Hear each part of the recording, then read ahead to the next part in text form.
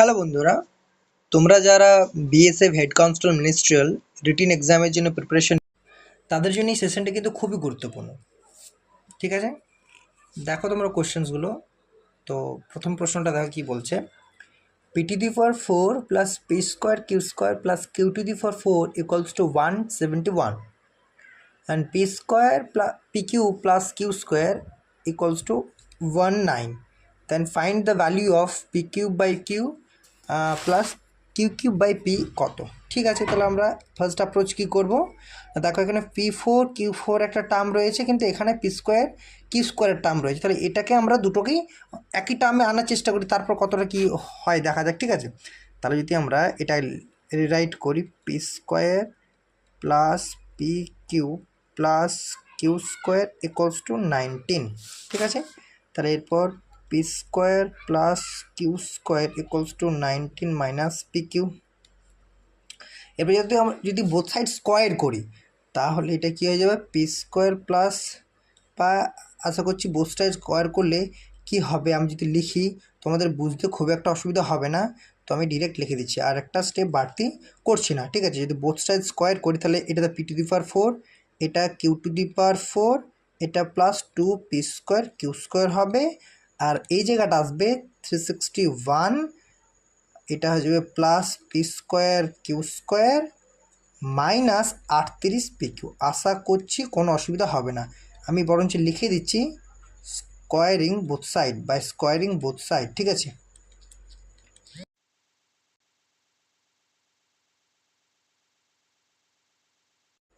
By squaring both side. ঠিক আছে, আমরা বোথ সাইড স্কোয়ার করলাম, এই রকম একটা এক্সপ্রেশন পেলাম।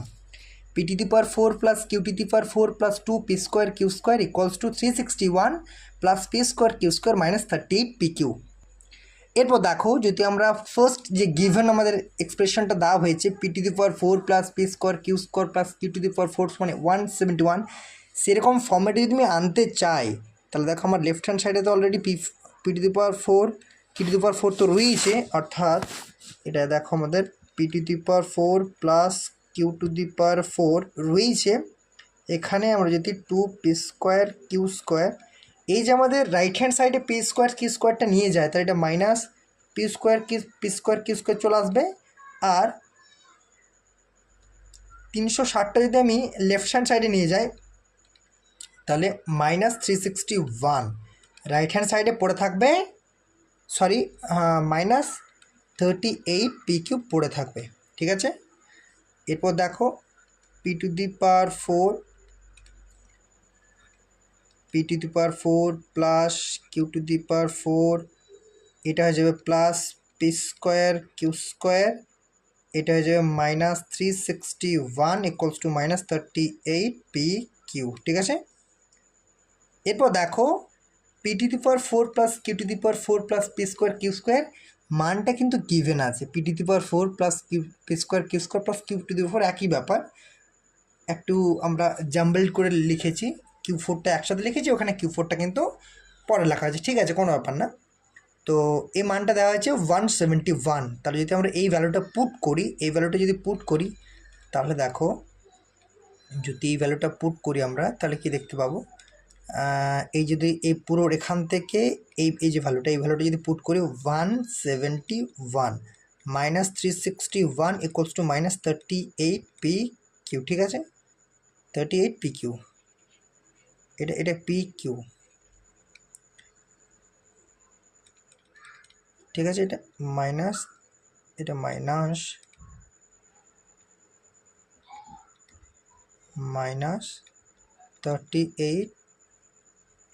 P Q. ঠিক আছে, এরপর থেকে এটা ভ্যালুটা কত হচ্ছে, এটা 190 হয়ে যাচ্ছে, মাইনাসে ইকুয়ালস টু মাইনাসে 38 P q, minus minus cancel out হয়ে যাচ্ছে, পি কিউ ইকুয়ালস টু 5, তাই না? তাহলে একটা ভ্যালু পেয়ে গেলাম। এরপর আমাকে কি বের করতে হবে, ভ্যালু কি চাই আমাকে, কি ভ্যালু বের করতে হবে না, p q plus p q by q plus q q by p. তা দেখো যদি এই ভ্যালুটা বের করতে হয় আমাকে, আমাকে কিন্তু কোথাও না কোথাও আরও একটা ভ্যালু বের করতে হবে যখন আমরা এটা ক্যালকুলেশন করব। আচ্ছা, আমি ক্যালকুলেশনটা করতে তাহলে বুঝতে পারবে। P cube by q plus q cube by p, ঠিক আছে। দেখো এটা p cube by q plus q cube by p, এইটা আমাকে বের করতে হবে। এটা ইকুয়ালস টু কত, এটা আমাকে কত বের করতে হবে। তাহলে যদি এটা আমাদের অর করি, এটা কত হয়ে যাবে, যদি এক্স ধরে নিই তাহলে আমরা এটা ইকুয়ালস টু কত বের করতে হবে, তাই না। তাহলে এটা আমরা এক্স ধরে নিচ্ছি, তাহলে এটা এক্স ধরে নিই, এটা ইকুয়ালস টু এক্স, এটা লেট ধরে নিলাম কিন্তু এক্স। তাহলে এটা হয়ে গেলো কি, ক্যালকুলেশন করলে p to the power 4 plus Q to the power 4 by p q. তখন আমি একটু আগে বলছিলাম না যে আরও একটা ভ্যালু চাই, এই যে P to the power 4 plus Q to the power 4-এর ভ্যালুটা চাই, ঠিক আছে। কি করে পাবো না, আমরা এখান থেকে পাবো। দেখো প্রথম এই যে এক্সপ্রেশনটা দেওয়া হয়েছিল p to the power 4 plus P square Q square plus Q to the power 4 equals to 171, এই ভ্যালুটা থেকে আমরা এই মানটা পেয়ে যাবো, এই এক্সপ্রেশনটা থেকে ভ্যালুটা পেয়ে যাবো। কীভাবে না, আমাদেরকে দেওয়া হয়েছিল কি না, অ্যাকচুয়ালি আমরা ওই ভ্যালুটা বের করে নিই এখান থেকে, ঠিক আছে। P to the power 4 plus P square Q square plus Q to the power 4 equals to 171, আমাদেরকে P4 প্লাস Q4 এর মানটা চাই। তাহলে পি স্কোয়ার কিউ স্কোয়ারটাকে রাইট হ্যান্ড সাইডে নিয়ে যেতে হবে, অর্থাৎ P to the power 4 plus Q to the power 4 equals to 171 minus. এবারে দেখো পি স্কোয়ার কিউ স্কোয়ারকে পি কিউ তার হোল স্কোয়ার লিখতে পারি, আর পি কিউর ভ্যালুটা পেয়েছি আমরা কিন্তু 5, তাহলে এখানে 25 হয়ে গেল, রাইট হ্যান্ড সাইডে যাওয়ার পর 25 হয়ে যাবে। তাহলে p to the power 4 plus Q to the power 4 equals to কত হয়ে যাবে, 146, তাই না। এটা গেল। এরপর যদি এখানে ভ্যালুটা পুট করে দিই 146 আর পিকের ভ্যালুটা 5 পেয়ে গেছি, তাহলে কত হয়ে যায় 29.2, এটা আমাদের রিকোয়ার্ড অ্যান্সার। এই যে 29.2 এই অ্যান্সারটা আমাদের রিকোয়ার্ড অ্যান্সার, ঠিক আছে। Next question, a trader allows a discount of 12.5% for cash payment. How much percentage above the cost price must he mark his goods to make a profit of 20%? কিচ্ছু না, আমাদেরকে শুধুমাত্র বলা হয়েছে যে ট্রেডার আছে, ব্যবসা অবশ্যই, যিনি কিন্তু 12.5%, 12.5% ডিসকাউন্ট দেন। তো বলছে তার মার্কেট প্রাইসটা কস্ট প্রাইসের কতটা এভাব রাখতে হবে যাতে তার প্রফিটটা 20% হয়, ঠিক আছে। আমরা সবথেকে শর্ট মেথড যেটা বা ইজিয়েস্ট মেথড, ঠিক আছে, ইজিয়েস্ট যেটা মেথড হবে সেটাকে ফলো করবো। কীরকম না, দেখো আমরা ফ্র্যাকশন মেথডে করব। এই যে 12.5, আমরা 12.5% এর ফ্র্যাকশন ভ্যালু কত হয় না, অ্যাকচুয়ালি এই যে 12.5%-12.5%-এর ফ্র্যাকশন ভ্যালু কত হয় না, অ্যাকচুয়ালি কত হয় 12.5/100 এটা হয়, ঠিক আছে। তো অ্যাকচুয়ালি কী হয় না 25/5-125, 25/4, ঠিক আছে। আর এই দশমিকটার জন্য নিচে আরও একটা শূন্য আসবে, ঠিক আছে। এর ভ্যালুটা এটা হয়, তাহলে অ্যাকচুয়ালি 1/8 হয়। তো এটা আমি ডিরেক্টলি করতে পারতাম, ডিরেক্টলি বুঝিয়ে দিতে পারতাম 1/8, কিন্তু তোমাদের যাতে বুঝতে অসুবিধা না হয় সেই জন্য আমি স্টেপ বাই স্টেপ করতে পারবো। আলটিমেট 12.5% ফ্র্যাকশন হলো 1/8 হয়, ঠিক আছে। আর 20% ফ্র্যাকশন হলো নিশ্চয়ই, আর আমাকে কীভাবে করে বোঝাতে হবে না, এটার ভ্যালু 1/5 হয়, ঠিক আছে। ফ্র্যাকশনগুলো পেয়ে গেলাম। এরপর দেখো কি বলেছে, আমাকে ভ্যালু পুট করো। এরপর কি বলেছে না, এই যে 12.5% অর্থাৎ 1/8, এটা কি বলেছে, অর্থাৎ 8 টাকা যদি এমআরপি হয়, যদি 8 টাকা এমআরপি হয়, তাহলে আমার 1 টাকা ডিসকাউন্ট মানে 7 টাকা কি হয় এসপি হয়। তাহলে এটা এমআরপি রেশিও এসপি হয়ে গেল, এইটা ভ্যালুটা। পরের ধাপে কী বলেছে, পরের কন্ডিশনটা কী বলেছে, 20% প্রফিট, অর্থাৎ এই 5 টাকা যদি সিপি হয়, তাহলে 5 টাকা যদি সিপি হয় তাহলে 6 টাকা আমাদের এসপি হয়ে যাবে, 6 টাকা এসপি হয়ে যাবে। এখন দেখো একটা যে সার্টেন আইটেম, তার জন্য একটা পার্টিকুলার পয়েন্ট অফ টাইমের জন্য তার এসপিটা কনস্ট্যান্ট, মানে যেটা মোদ্দা কথা হচ্ছে যে একটা আমার কোনো আইটেমের জন্য নির্দিষ্ট আইটেমের তার এসপিটা কনস্ট্যান্ট। তাহলে এখানে এসপি 6 ইউনিট বলা হয়েছে, এখানে এসপি 7 ইউনিট, এভাবে তো চলবে না, দুটোকে কনস্ট্যান্ট করতে হবে, একই করতে হবে, সেম করতে হবে, তাই না। কনস্ট্যান্ট যেহেতু সেম করতে হবে, তাহলে এটাকে যদি 6 দ্বারা গুণ করি তাহলে এটা 42 হয়ে যাবে, এটা যদি 7 দ্বারা গুণ করি তাহলে এটা 42 হয়ে যাবে। তাহলে 6 দ্বারা যদি প্রথম রেশিওটাকে গুণ করা হয়, তাহলে এমআরপি আর এসপি রেশিওটা কত হবে না, এমআরপি রেশিও এসপি কত হয়ে যাবে, এমআরপি রেশিও এসপি কত হয়ে যাবে না 48 রেশিও 42 হয়ে যাবে। এটা একটা রেশিও হয়ে গেল। আরও একটা রেশিও কী হয়ে যাবে না সিপি রেশিও এসপি। এই যে সিপি রেশিও এসপি এটাকে আমরা কত দ্বিগুণ করবো, 42 করার জন্য 7 দ্বিগুণ করবো, তাহলে 35 রেশিও 42 হয়ে গেল। ঠিক আছে, 35 রেশিও 42। ঠিক আছে, 35 রেশিও 42। এখন দেখো এসপিটা কনস্ট্যান্ট মানে সেম হয়ে গেল। তাহলে আমরা পরপর রেশিওগুলো লিখতে পারি এখান থেকে। তাহলে এখান থেকে আমরা কী লিখতে পারি, কীভাবে লিখতে পারি, এমআরপি আর এসপি সিপি যদি রেশিও লেখা যায় তাহলে আমরা এখান থেকে লিখতে পারি মানে এমআরপি অ্যাকচুয়ালি লিখতে পারি এখান থেকে MRP ratio CP ratio SP. তাহলে এমআরপি কত গেলো, এমআরপি হয়ে গেলো 48 রেশিও সিপি হয়ে গেলো 35 আর এসপি হয়ে গেলো 42। এরপর আমরা কী বলেছিল যে মার্কড প্রাইসটা কস্ট প্রাইসের কতটা অ্যাভাব আমাকে লিখতে হবে। ঠিক আছে, তাহলে এমআরপি 48 আর সিপি কিন্তু 35। তাহলে যদি সিপি 35 হয়, যদি এমআরপি 48 কতটা অ্যাভাব লিখতে হচ্ছে, 13 অ্যাভাব লিখতে হচ্ছে, 13 ইউনিট। কত না 35-এর, তাহলে 100 দ্বারা গুণ করলে আমাদের পার্সেন্টেজ পেয়ে যাবো। ঠিক আছে, তাহলে 5 20 5 7 35 মানে 260/7। ঠিক আছে, যদি ফার্দার ক্যালকুলেশন করি তো 7 3 21 5 50 7 7 49 .1 থাকে 0 7 1 7 3 7 4 28 মানে অ্যাকচুয়ালি 37.14% অ্যাভাভ, অর্থাৎ সিপির 37.14% অ্যাভাভে আমাকে এমআরপিটা অ্যাকচুয়ালি নোট করতে হবে। ঠিক আছে, পরের প্রশ্ন। A man travels for 4 hours at a speed of 75 km/h, for next 6 hours at a speed of 65.5 km/h, and for next 2 hours at a speed of 54 km/h. তার মানে এভারেজ স্পিড আলটিমেট বলেছিল। দেখো বন্ধুরা, আমরা কালকে যে সেশনটা করেছিলাম সেখানে কিন্তু আমি এভারেজ স্পিডের দুটো আমি যে অ্যাকচুয়ালি ফর্মুলা বলতে পারো বা ইকুয়েশন বলতে পারো, দুটো ফর্মুলা বা ইকুয়েশন ইউজ করেছিলাম। একটা বলেছিলাম কি না, একটা বলেছিলাম এভারেজ স্পিড। আমি আরও একবার রিকল করে দিচ্ছি, ঠিক আছে, যদি তোমরা সেশনটা এনজয় না করে থাকো। তো এভারেজ স্পিডের ইকুয়েশনটা কী হয় না, 2ab বলতে প্রথম স্পিড, এটা দ্বিতীয় speed by a + b। Further কিছু বোঝার জন্য কিন্তু সেশনটা চেক আউট করো।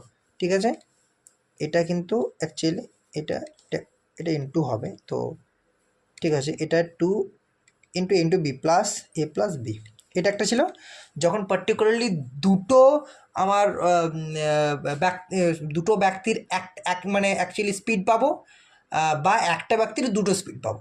ঠিক আছে, আরও একটা কিন্তু নোট করেছিলাম যদি তোমাদের মনে আছে, যে total distance by total time. ঠিক আছে, যদিও আমরা এমনিতে জানি ডিস্টেন্স বাই সময় বেগ হয়, কিন্তু অ্যাকচুয়ালি এটা ডিরেক্টলি টোটাল ডিস্টেন্স বা ডিরেক্টলি টোটাল টাইম দেওয়া থাকবে না। ঠিক আছে, টোটাল ডিস্টেন্স এটা আমাকে বের করতে হবে কোনো না কোনোভাবে। আর যে টাইমটা কী পাবো না, টাইম সমান আবার ডিস্টেন্স বাই স্পিড পাবো এইভাবে, অর্থাৎ d1/s1 plus d2/s2 plus d3/s3 plus ... dn/sn। ঠিক আছে, এইভাবে পাবো আমরা। ঠিক আছে, তো এরপর দেখো আমার কিন্তু এই অঙ্কটা এই দ্বিতীয় ইকুয়েশনটার উপর বেসড। কেন, দেখো আমার এখানে কিন্তু দুটো স্পিড নেই। 4 ঘন্টাতে 75 km/h বেগে যাচ্ছে, 6 ঘন্টাতে 65.5 km/h বেগে যাচ্ছে। আর 2-এর বেশি হলে কিন্তু এই ইকুয়েশনটা কোনো কাজ নেই। 2-এর বেশি হলে এটার কাজ নেই, 2 পর্যন্ত এটা পার্টিকুলারলি রয়েছে, অ্যাকচুয়ালি রেস্ট্রিকশন যদি বলি আমরা রয়েছে এখানে। 2-এর বেশি হলে কিন্তু সেকেন্ড এটা। তাহলে কী বলেছে, আর at speed of 54 km/h, total distance কত হচ্ছে না 4 ঘন্টা 75 km/h বেগে গেলে সেই সময়টার জন্য কতটা ডিস্টেন্স যাচ্ছে, অ্যাকচুয়ালি 300 কিলোমিটার। তাহলে 300 কিলোমিটার টোটাল ডিস্টেন্স, প্লাস 6 ঘন্টা যদি 65.5 km/h তাহলে কত না 36 30 390 36 393। ঠিক আছে, 393 প্লাস 2 ঘন্টা যদি 54 মানে 108, টোটাল ডিস্টেন্স হয়ে গেল এটা। আর total distance by total time বলতে এখানে দেখো 4 ঘন্টা, এটা 6 ঘন্টা, 10 ঘন্টা, 10 ঘন্টা 2 12 ঘন্টা। অনেক সময়তে আমাকে এখানে টোটাল ডিস্টেন্সটা বের করতে হবে, অনেক সময়তে আমাকে টাইমটা এভাবে বের করতে হবে। ঠিক আছে, এখন আমাকে টাইমটা ডিরেক্টলি দেওয়া ছিল, তার জন্য এটা ডিরেক্টলি বসিয়ে দিলাম। ঠিক আছে, তো দেখো 300, 600, 600, 700, 801, 801/12। ঠিক আছে, ঠিক আছে, 600, 600, 700, 700 মানে 800, 801/12। ঠিক আছে, এটা যে এভারেজ স্পিড। ঠিক আছে, তো কত হবে না 12, 6, 72, 9 থাকে 91, 8, 12, 7, 12, 84, 5 থাকে, এই সরি 7 থাকে, দশমিক 5, 12, 60, 100, 8, 12, 96, মানে অ্যাকচুয়ালি 65.58 km/h। এটা আমাদের অ্যান্সার, রিকোয়ার্ড অ্যান্সার। ঠিক আছে, next question. Now 24 persons working 12 hours a day can complete 2 units of a work in 10 days. How many persons are required to complete 4 units of that work if they work 6 hours a day for 16 days? তো আমাদের time and ওয়ার্কের একটা খুব সুন্দর একটা equations রয়েছে, যেটা আমরা বলি actually M1 D1 T1 by R1 equals to M2 D2 T2 by R2। Actually এগুলো সব মানে ইন্টু ফর্মে আছে, অর্থাৎ M1 into D1 into T1, এটা ইন্টু ফর্মে আছে এগুলো। ঠিক আছে, এগুলো সব ইন্টু ফর্মে আছে, M2 into D2 into T2, যেখানে M1 ফর প্রথম কন্ডিশনের জন্য পার্সন, M ফর ম্যান তো পার্সন, ডি ফর ডে অর্থাৎ সময়, টি ফর টাইম বলতে তার মধ্যে, যেমন ধরো এখানে বলেছে কত বলা হয়েছে দেখো 10 দিন 12 ঘন্টা, তাহলে এখানে ডি এর ভ্যালুটা হয়ে যাবে 10 আর টি এর ভ্যালুটা হয়ে যাবে 12। মানে একটা দিনের মধ্যে যখন ঘন্টাকে ইউজ করো ততখানি এটা। ঠিক আছে, আবার এখানে আরটা কিন্তু কি তোমাদের মনে হতে পারে, আরটা কিন্তু রুপিস, আর ফর রুপিস বা টাকাটা সবসময়তেই নিচে থাকবে, বা অ্যাকচুয়ালি ওয়ার্ক কতটা কাজ করছে, অ্যাকচুয়ালি কী করছে, কতটা কাজ করছে। ঠিক আছে, সেটা নিচে ভালো হয়ে যাবে। ঠিক আছে, ব্যাস, এরপর দেখো ভ্যালু পুট করে যাওয়ার কিচ্ছু না। 24 জন, যদি এই ইকুয়েশনটা বা এই ফর্মুলাটা জানা আছে তাহলে অঙ্কটা কিচ্ছু না। এই কোশ্চেনে এই যে ফর্মুলাতে আমি যদি ভ্যালুগুলো পুট করে যাই অঙ্ক হয়ে যাবে। 12 ঘন্টা 10 দিন, তাহলে 10 দিন 12 ঘন্টা। ঠিক আছে, হয়ে গেল। এরপর আর কত কাজ বলেছে, 2 ইউনিট। এখানে কিন্তু R1টা টাকা বা কাজ, W1 W2, W for work. ঠিক আছে, কত 2 ইউনিট কাজ। এখানে কি বলেছে M2টা কত, M2টা বের করতে হবে আমাকে, তাহলে M2টা বের করতে হবে। তারপর D2টা কত বলেছে, ডেটা 16 দিন, আর আমাকে অ্যাকচুয়ালি T2 বা সময়টা তার মধ্যে এক্স্যাক্ট কত ঘন্টা, 6 ঘন্টা। ঠিক আছে, আর আমাদের কত কাজ করতে হবে, 4। তাহলে ক্যালকুলেশন করা যাক। ঠিক আছে, এখানে দেখো 2 2 4 হয়ে গেল। ঠিক আছে, তো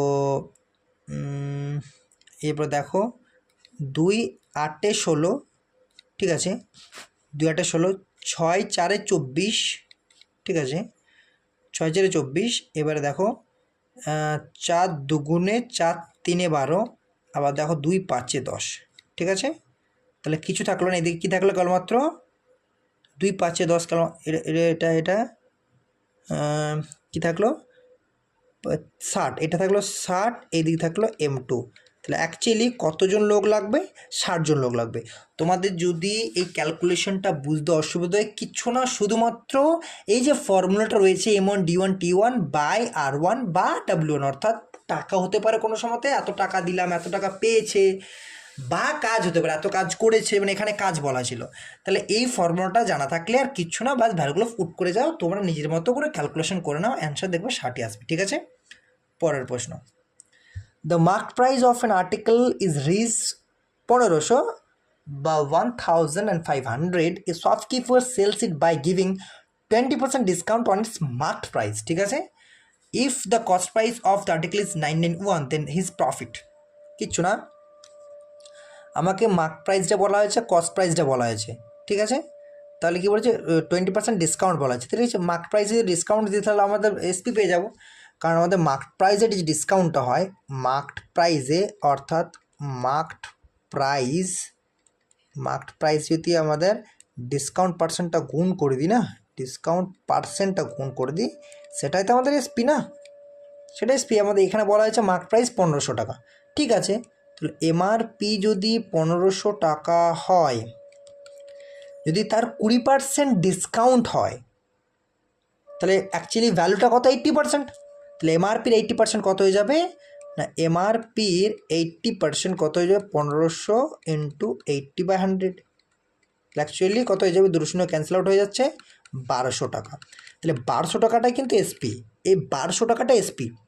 আর আমার ওই যে প্রোডাক্টটা রয়েছে বা আইটেমটা রয়েছে তার সিপি রয়েছে বা কস্ট প্রাইস 991 টাকা, আর 1200 টাকা এসপি। তাহলে আমার লাভ কত, প্রফিটটা কত না, অ্যাকচুয়ালি প্রফিটটা হয়ে যাবে কত? 1200 মাইনাস 991, ঠিক আছে। কত হয়ে যাবে মানে অ্যাকচুয়ালি এটা 209 টাকা, ঠিক আছে, ঠিক আছে। 209 টাকা, 209 টাকা, 209 টাকা, ঠিক আছে। 209 টাকা প্রফিট। তাহলে প্রফিট পার্সেন্ট চেয়েছে, প্রফিট সরি টাকাই চেয়েছে, তাই না? এই যে পার্সেন্ট চাইনি, টাকা চেয়েছে, তাহলে 209 টাকা হয়ে গেল। পার্সেন্ট চাইলে কী করতে হতো না, 209 টাকা প্রফিট কত টাকার উপরে? 991 টাকার উপরে, কারণ আমাদের সিপি 991 টাকা, পার্সেন্টেজ করতে হলে 100 টাকা গুণ, তারপর ক্যালকুলেশন করে নিলে প্রফিট পার্সেন্টেজ পেয়ে। এটা প্রফিট পার্সেন্টেজ, এটা কিন্তু প্রফিট পার্সেন্টেজ হতো, এটা কিন্তু এটা হচ্ছে প্রফিট পার্সেন্টেজ। আর আমাদের টাকা যেখানে, কারণ ডিরেক্টলি বলা হয়েছে দেন হিজ প্রফিট কত, এই যে রিস, তাই না? তাহলে অ্যাকচুয়ালি 1200 থেকে 991 বাদ দিলাম, 209 টাকা, এটা আমাদের রিকোয়ার্ড আনসার, ঠিক আছে। তো আশা করছি বন্ধুরা তোমরা সেশনটা এনজয় করছো।